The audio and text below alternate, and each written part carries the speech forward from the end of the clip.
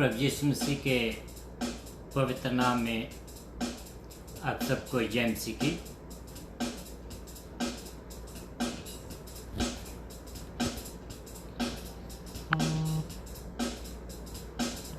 परमेश्वर का धन्यवाद करता हूँ कि परमेश्वर ने एक बार फिर मुझे ये अवसर दिया है कि मैं उसकी आराधना, स्तुति, प्रशंसा कर सकूं। और आइए हम अपने सिर को झुकाएं और दुआ में जाएं और परमेश्वर से मांगें कि परमेश्वर आज हमारे साथ बातचीत करें। प्रभु जी तेरा धन्यवाद करते हैं आज के सुंदर अवसर के लिए जो तूने आज हमें दिया है कि हम तेरी आराधना, तेरी स्तुति, तेरी प्रशंसा करें, क्योंकि प्रभु जी तू भला परमेश्वर है, स्तुति के योग्य परमेश्वर है। सचमुच पिता परमेश्वर तेरा नाम विश्वास योग्य है, भय योग्य है। और पिता परमेश्वर तू चाहता ही यही है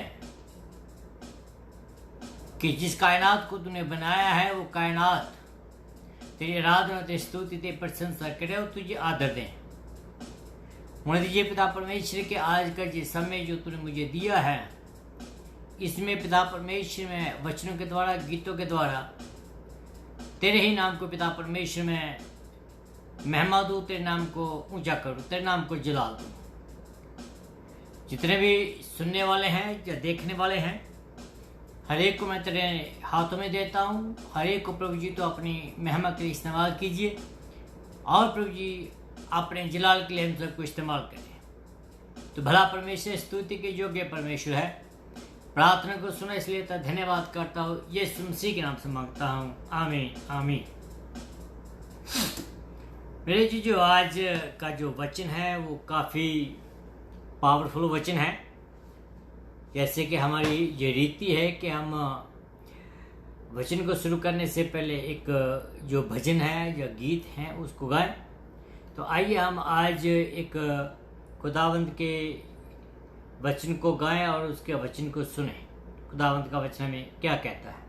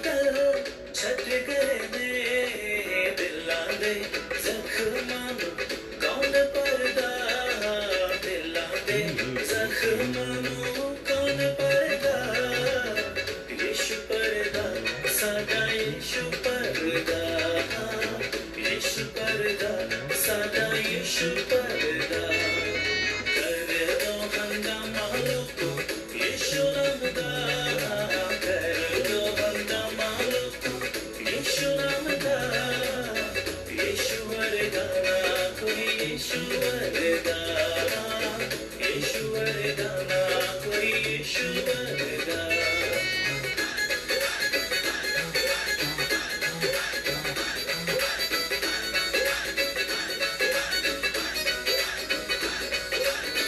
कश्ती नो लहरां विच हुन जान दे आंधियां तूफानां नो आ जान दे कश्ती नो लहरां विच हुन जान दे आंधियां तूफानां नो आ जान दे हुन मैनू डर लोको नहीं किसे दा हुन मैनू डर लोको नहीं किसे दा पार मेरी कश्ती नू यीशु करदा पार मेरी कश्ती नू यीशु करदा कर दो हंगामा लोगों यीशु बनदा कर दो हंगामा लोगों यीशु बनदा यीशु वरदा ना कोई यीशु वरदा यीशु वरदा ना कोई यीशु वरदा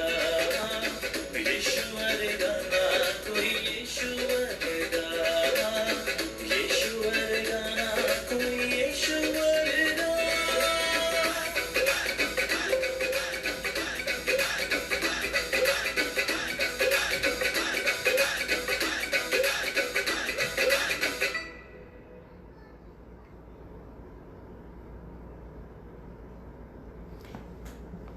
यीशु वर्गा ना कोई लोको यीशु वर्गा दैट्स ट्रू खुदावंद का जो जलाल है उसकी कोई तुलना नहीं कर सकता।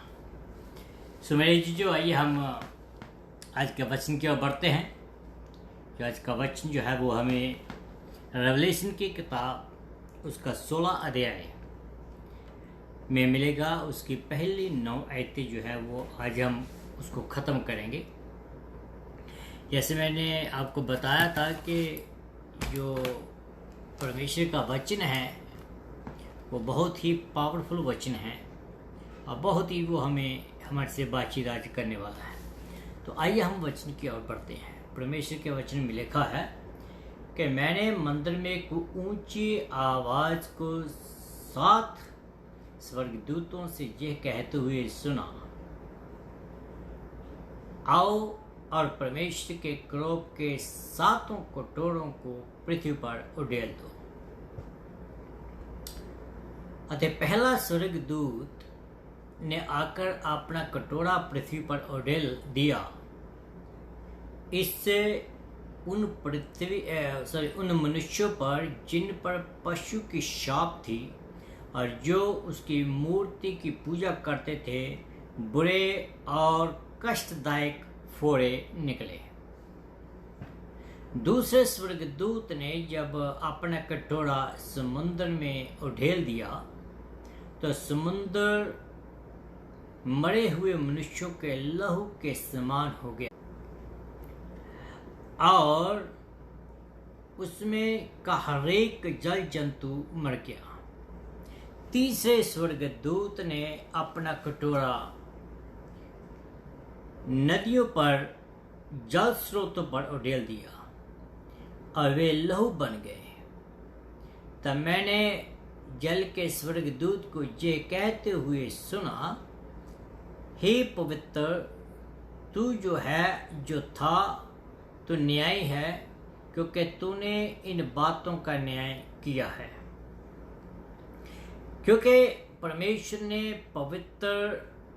क्योंकि मनुष्यों ने पवित्र लोगों और नबियों का लहू बहाया था, पर तूने उन्हें पीने के लिए लहू दिया है।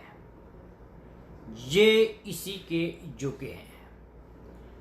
फिर मैंने वेदी में से एक शब्द सुना, हाँ हे प्रभु परमेश्वर सर्वशक्तिमान, तेरे न्याय सत्य और उचित हैं। चौथा स्वर्गदूत ने अपना कटोरा सूर्य पर उड़ेला और मनुष्यों को अग्नि से झुलसाने का उसे अधिकार दिया गया, और मनुष्य भयंकर ताप से झुलस गए।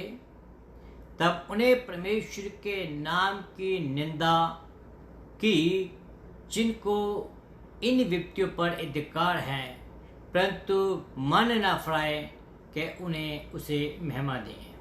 खुदावंद अपने वचन के पढ़े और सुनने पर आशीष दे, आमीन। परमेश्वर जो है वो भला परमेश्वर है, स्तुति के योग्य परमेश्वर है। आइए हम अपने सिर को झुकाएं और इस वचन के लिए दुआ में एक बार फिर जाएं। प्रभु जी तेरा धन्यवाद करता हूँ इस वचन के लिए जो तूने आज हमें दिया है कि हम तेरी आराधना, तेरी स्तुति, तेरी प्रशंसा कर सकें। पिता परमेश्वर, मैं अपने आप में कुछ नहीं हूँ, मैं तेरे से निवेदन करता हूँ प्रभु जी कि तुम मेरे साथ और मेरे द्वारा आज बातचीत कीजिए, जिससे पिता परमेश्वर तेरे लोग आशीष पाए और तेरे लोग प्रभु जी बहुत अच्छे आशीष पाए। और जो लोग प्रभु जी अब भी तुझे ग्रहण नहीं किया है, जिन लोगों ने, वो भी आज के वचन को सुनकर वो अपने आप को तेरे हाथों में दे दे, क्योंकि प्रभु जी तू चाहता ही ये है कि हम तेरे पास आएं और तेरी आराधना, तेरी स्तुति, तेरी प्रशंसा करें। प्रभु जी तू महान है, तेरा नाम पवित्र है, तू भय योग्य है और तू प्रभु जी तरस करता है। तेरा धन्यवाद हो। इन बातों के लिए प्रार्थना यीशु मसीह के नाम से मांगता हूँ, आमीन एंड आमीन। तो मेरे अजीजों, आज का जो वचन हमने चुना है रेवलेशन की किताब में, इसकी ओर हम आगे बढ़ते हैं। इससे पहले कि मैं आपको अपने रीति के अनुसार प्रभु यीशु मसीह के पवित्र नाम में मैं आप सबको जय मसीह की कहता हूँ। उसका नाम अति पवित्र नाम है और वो अपने नाम की खातिर अपने वादों में सच्चा और पवित्र है। इसलिए कहा गया है कि वह सच्चा और विश्वास योग्य है, मीनिंग हम बिना किसी शक से उसके ऊपर विश्वास कर सकते हैं। हाँ, मैं मानता हूं कि कभी कभी हमारे हालात ऐसे हो जाते हैं कि हम उन हालातों के दबाव के नीचे दब जाते हैं और परमेश्वर को धन्यवाद करना हम भूल जाते हैं, या करना नहीं चाहते हैं, या मन नहीं करता है। लेकिन परमेश्वर के वचन में लिखा है कि आप कभी ऐसी मुश्किल में पड़े ही नहीं हो कि जो आप सह न सकें। अगर ऐसा हो भी जाए तो परमेश्वर का हाथ जो है वो छोटा नहीं हो गया कि वो आपको उन हालातों से निकाल ना सके। मेरे ख्याल में अभी तक जितने दुख अय्यूब ने सहे थे, मेरा ख्याल हम लोग उसके करीब भी नहीं है, कुहा दूर है हम लोग। लेकिन उसने अपने परमेश्वर पर विश्वास करते हुए ये शब्द कहे कि जिसने दिया उसने लिया, उसका नाम मुबारक हो।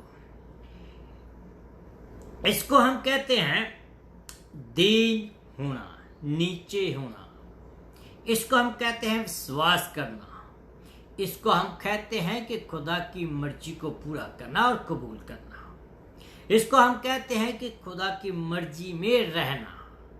तो आइए हम अपने अपने विश्वास को थामे रखें, क्योंकि वचन जिसकी हम स्टडी कर रहे हैं, रेवलेशन की किताब जो है, जिसके बीच में ये लिखा है कि अंत के दिनों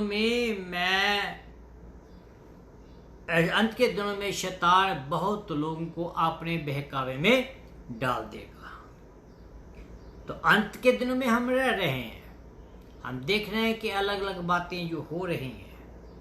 तो इसलिए आइए हम इस किताब को पढ़ें, इस स्टडी इसकी करें और इसमें आगे बढ़ते चले जाएं और अपने विश्वास को मजबूत करें। तो आज जो है वो हम 16वें अध्याय में जाएंगे और इसकी पहली 9 आयतें जो है इसको हम खत्म करेंगे। तो इस अध्याय की पहली आयत जो है उसमें हमने देखा है कि खुदावंद अपने दूतों को हुक्म देता है कि खुदा के क्रोध से बड़े हुए कटोरे जमीन पर फेंक दें। जरा देखें कि जो एक जार है या जो एक मग है, उसको धीरे धीरे धीरे धीरे जब बढ़ा जाता है, तो जब वो बढ़ जाता है तो वो उल्ट जाता है, तो क्या ओवरफ्लो हो जाता है। इसी रीति से परमेश्वर जो है वो हमें बार बार मौके दे रहा है, बार बार हमें अपनी धीरज दिखा रहा है, बार बार हमें वो अपनी दया दिखा रहा है, ताकि हम उसके इन कटोरों की जो क्रोध है उनमें शामिल ना हो सके। तो इसमें हम देखते हैं कि कुछ लोगों ने प्रभु यीशु मसीह को कबूल किया, कुछ लोगों ने प्रभु यीशु मसीह को तिरस्कार किया। तो हम देखते हैं कि वो क्या क्या आगे होने वाला है, और मैं आपको ये बताता हूँ कि आप मेरे साथ बने रहिएगा, क्योंकि ये जो वचन है आपकी आंखों को खोल देगा। The word which I'm going to speak to you today, that word is opening eyes. And that is going to make a difference in your life or my life. Believe me or not, if you don't trust, just stay with me and see what God is going to speak to you today. खुदा ने कहा है कि उसके जो क्रोध से बड़े हुए कटोरे हैं उसको जमीन पर फेंक दो। खुदा का क्रोध जमीन पर। मैं आपको एक बात बताता हूं, अगर आपका कोई मनुष्य दुश्मन है, ओके, अगर वो आपको बददुआ दे देता है, तो समहाउ वो बददुआ जो वो पूरी हो जाती है। तो आप कितना उसके ऊपर मनन करते हैं कि उस आदमी ने मुझे ये बात कही तो इसलिए ये मेरे साथ हुआ है। तो अब देखें, खुदा के क्रोध के बड़े हुए कटोरे जो हैं वो जमीन पर फेंके जाने वाले हैं। तो पहला कटोरा जो खुदा ने कहा कि फेंकने के लिए वो है पापियों की विपत्ति। ओके, जब पहला कटोरा उड़ेला गया या उड़ेला जाएगा, तो जिन लोगों ने उस पशु की पूजा की और जिन लोगों ने उस पशु की मोहर लगाई, उनके शरीर पर एक प्रकार का बुरा और दुखदायक फोड़ा निकलेगा। It's just like ulcer. मेरे ये जो, अगर आपने ये एक्सपीरियंस नहीं किया है तो अच्छी बात है। जिन लोगों ने एक्सपीरियंस किया है उनको मालूम है कि जब शरीर में फोड़ा निकलता है तो वो फोड़ा ऊपर से तो देखता ही है जैसे देखता है, लेकिन उसके बीच में जो साड़ पड़ता है ना, वो सहने से बड़े होता है। That is the kind of things, is even worse than that. That जो हमारे शरीर पर अभी जो फोड़ा निकलता है, जो फिंसिंग निकलती है, वो तो इस फोड़े के करीब भी नहीं है। इतनी बड़े भयानक शरीर के ऊपर फोड़े निकलेंगे, सिर से लेकर जमीन तक जो शरीर है फोड़ों से भर जाएगा। तो ये इतना दर्दनाक होगा कि ना ये ठीक होने वाला होगा। बड़े बड़े डॉक्टर, बड़े बड़े साइंटिस्ट अपना पूरा जोर लगा लेंगे, इसकी कोई दवाई ना मिलेगी, इसकी कोई मलहम पट्टी ना होगी। लोग ढूंढेंगे इस दवाई को, लेकिन मिलेगी नहीं। जैसे कि आजकल जो ये कोरोना वायरस चल रहा है, almost more than a year, अभी तक कोई इसकी कोई दवाई नहीं है। अगर दवाई आ भी गई तो आते आते उसको कम से कम भी 7 से 6 महीने तो लगेंगे ही। देखिए कितने लोगों की मौत हुई है। More than 60,000 people in America itself. 60,000 people जो है ऑलरेडी डाई विद दैट व्यक्ति के। पूरे संसार में कितने लोग मरे होंगे? पर अभी तक हमें मेडिसिन नहीं मिली। लेकिन ये जो व्यक्ति आज हम देख रहे हैं इससे कहीं बढ़कर है, क्योंकि इस व्यक्ति के बीच में भी खुदा अपनी दया को दिखा रहा है। लेकिन जब वो व्यक्ति, जब वो कटोरा, जब वो खुदा का कहर इस पृथ्वी पर बरसेगा तो कोई खुदा की दया ना होगी, सिर्फ खुदा का क्रोध ही क्रोध होगा। इमेजिन अगर मैं और आप वहां होंगे तो क्या हाल होगा। लेकिन खुदा का धन्यवाद हो कि जितने लोगों ने प्रभु यीशु मसीह को कबूल किया है वो इन व्यक्तियों के हिस्सेदार नहीं होंगे। ये जो फोड़ा जो बाहर से दिखाई देता है उतनी ही अंदर इसकी जलन होती है। ये पापियों के हालात को बताता है कि आज तो पापी अपने जीवन में बड़े ऐश प्रस्त कर रहे हैं, बड़े सानू शौक से रह रहे हैं, और ये लोग जो हैं, जिन लोगों ने अभी प्रभु यीशु मसीह को तिरस्कारा है, ये जजमेंट उनके ऊपर आएगी। My dear, let me tell you one thing, ये पापियों को दर्शाता है जैसे आज हम जीवित हैं तो स्वर्ग में क्या हो, स्वर्ग और नरक में क्या होगा। जो पापी जो है वो नरक में होगा तो उनके लिए क्या होगा, वो मौत को ढूंढेंगे, मौत को पुकारेंगे, लेकिन मौत भी उनसे भागेगी। नरक में होंगे, ओके, आग में होंगे लेकिन जल नहीं रहे होंगे, लेकिन उनकी आत्मा जो है वो तड़पती रहेगी। ये फोड़ों की विपत्ति जो है वो हमें मिस्र की तस्वीर को बताती है। 7 में से 6 विपत्तियां जो हम आज देखने वाले हैं और कल देखने वाले हैं, उनमें से 7 में से 6 जो है वो एक्सोडेक्स की किताब उसका 9 अध्याय इसकी 8 आयत से लेकर 12 आयत में हमें मिलती है। ऐसी ही विपत्तियां मिस्री लोगों के ऊपर आई थी। ऐसा ही कुछ अय्यूब के जमाने में हुआ था। अय्यूब ने भी एक तजर्बा किया था। अगर आप पढ़ना चाहते हैं अय्यूब की किताब उसका 2 अध्याय 7 आयत। लेकिन इससे भी बढ़कर जो हमारा तजर्बा, जो पापियों के ऊपर आने वाली चीज होगी वो उस समय होगी जब खुदा का क्रोध पृथ्वी पर उड़ेला जाएगा। तो आई हम दूसरे कटोरे की ओर बढ़ते हैं। कहता कि जब दूसरा कटोरा जो था समुद्र के ऊपर विपत्ति, जब दूसरा कटोरा उड़ेला गया तो समुद्र का सारा पानी खून में बदल गया।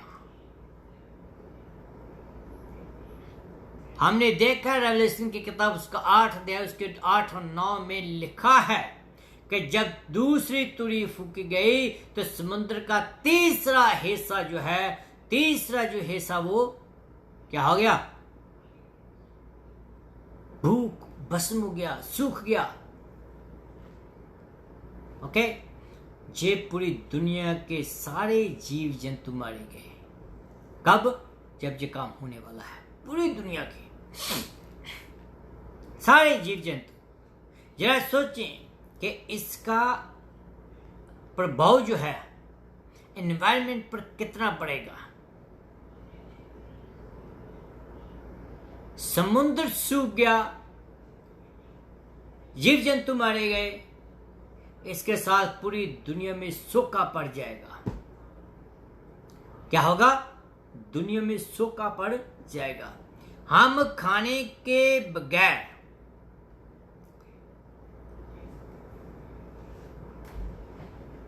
उन लोगों के कितने लोगों का जो निर्भर इस समुद्र पर ही होता है।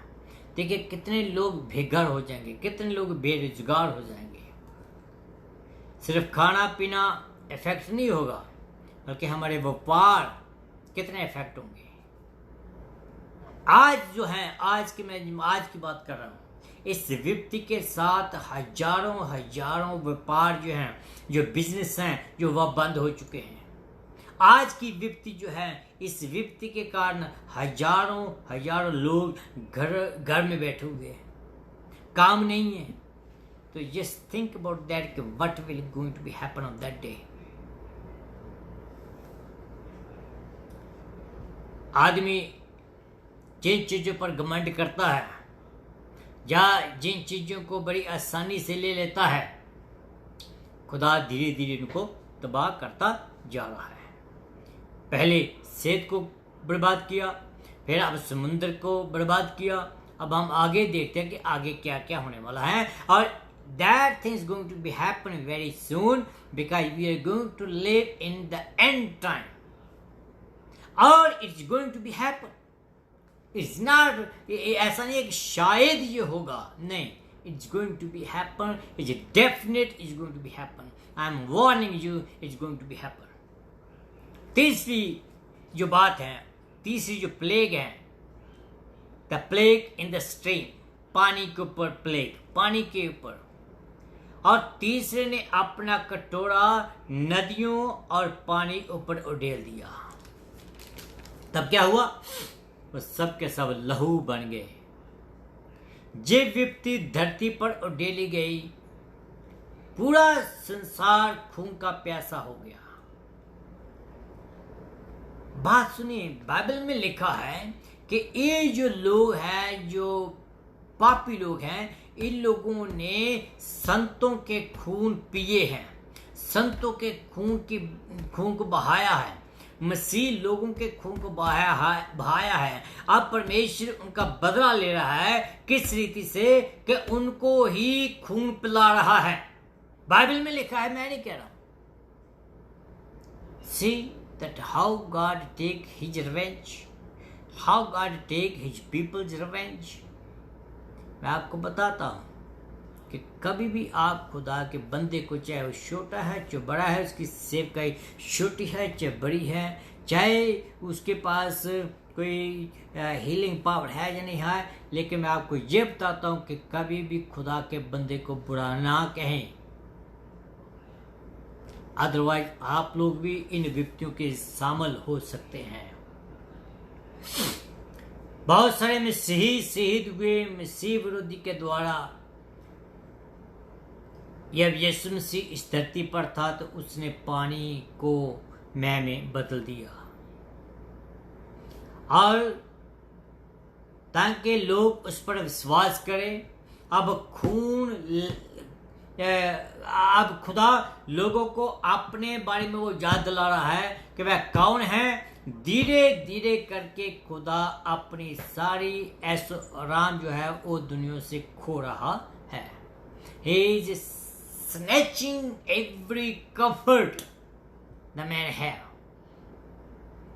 Man is thinking, oh man, I have everything. मेरे पास सब कुछ है, मेरे पास पैसा है, मेरे पास धरती के ऊपर जमीन है, लोगों ने आसमान पर चांद के ऊपर जमीन खरीद ली है। People think that they are so secure, they can escape from here, from God, but no, nobody can escape from God. Your money cannot save you. आपका पैसा आपको नहीं बचा पाएगा, आपकी औलाद आपको नहीं बचा पाएगी, आपकी जो बिजनेस है वो नहीं आपको बचा पाएगा, लेकिन बचा पाएगा तो वो सिर्फ एक ही चीज है, वो है प्रभु यीशु मसीह का पवित्र नाम। हमारा जो शरीर है खाने के बगैर कुछ हफ्ते जीवित रह सकता है, लेकिन पानी के बगैर, ध्यान से सुनिए, हमारा जो शरीर है खाने के बगैर कुछ हफ्ते रह सकता है, लेकिन पानी के बगैर 3 दिन से ज्यादा वो नहीं रह पाएगा। माय डियर फ्रेंड्स, अब बताया गया कि तीसरी विपत्ति जो है पानियों और नदियों और कुओं और सपड़ों और सुए जितने भी हैं सबने के ऊपर उसने उड़ेल दिया, और सब के सब वो खून बन गए। Now the people are compelled to drink the milk, I mean drink the blood.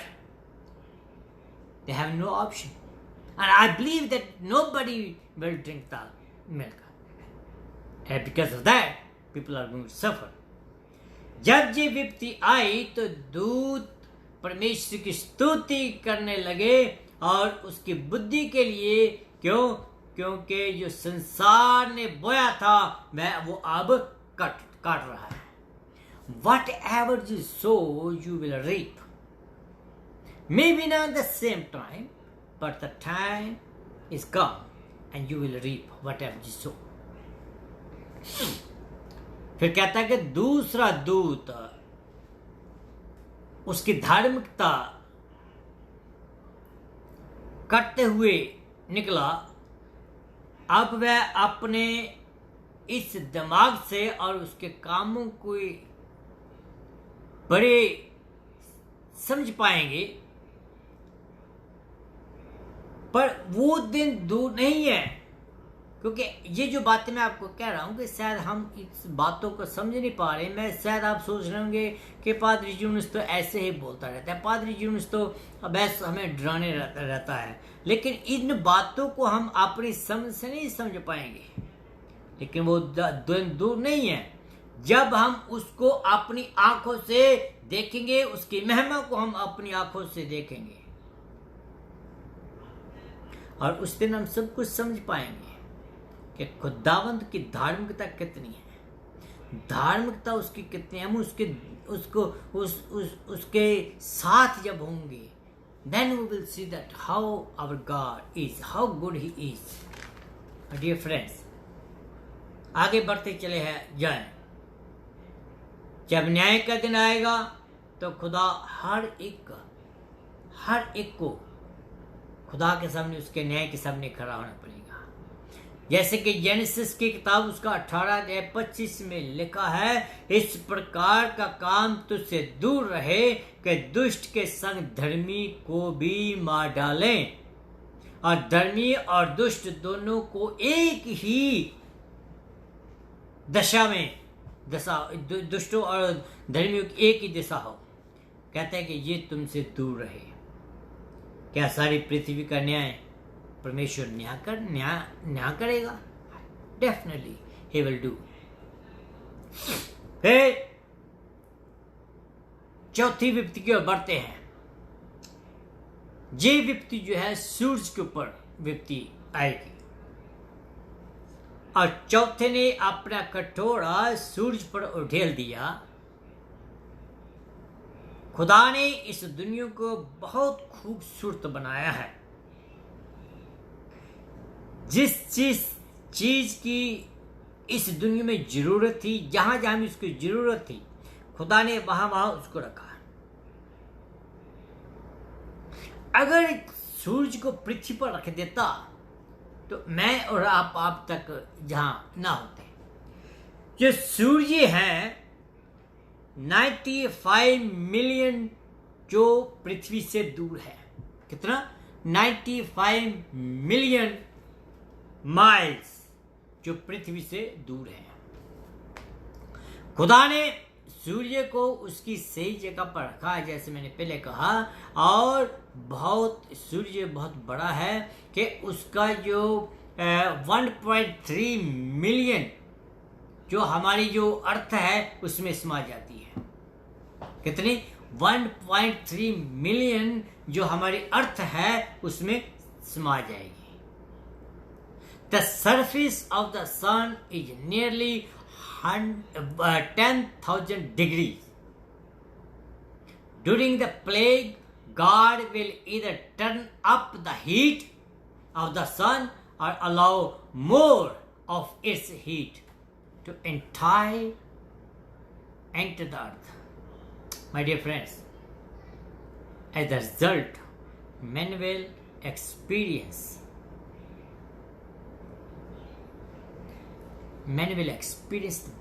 brutal death.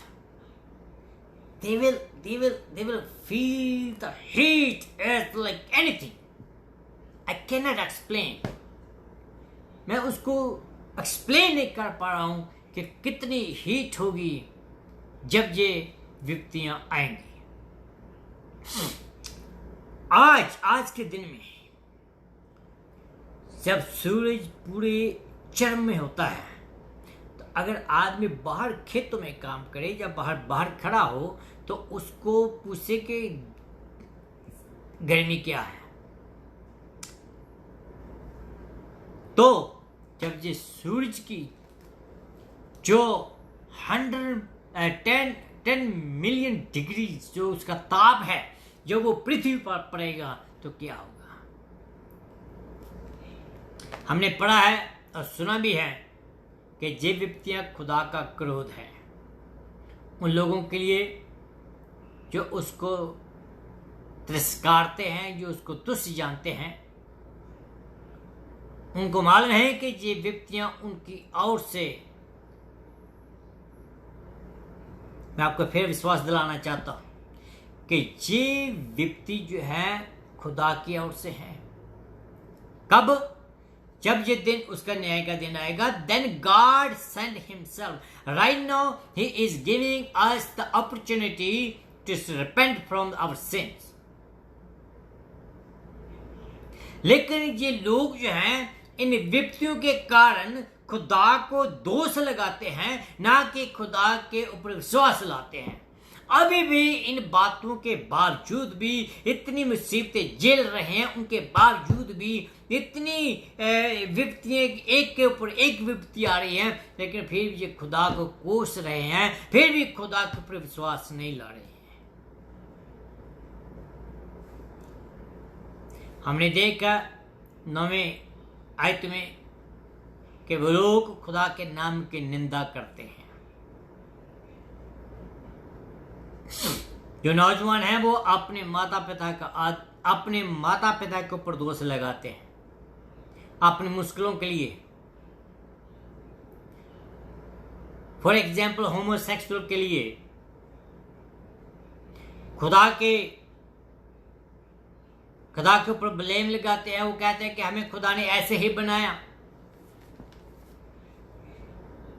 My dear friends, मैं आपको ये बताता हूं कि ये सब मूर्खता है।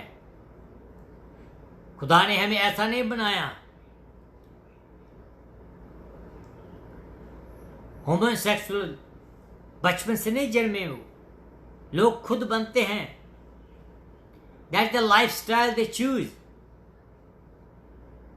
वाइफ अपने हस्बैंड के ऊपर दोष लगाती है, हस्बैंड अपनी वाइफ के ऊपर दोष लगाता है।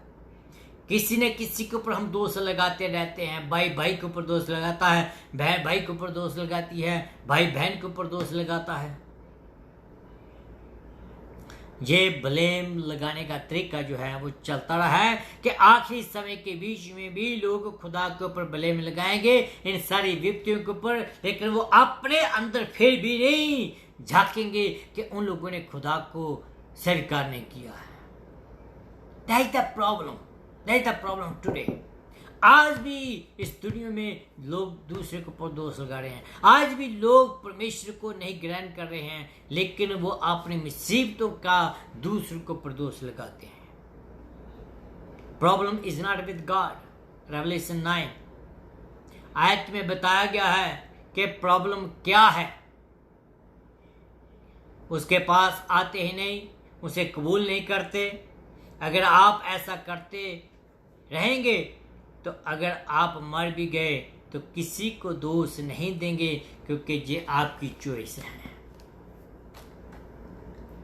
You make a choice by yourself to live life like that. You make your life style like that. You choose the way to live like that.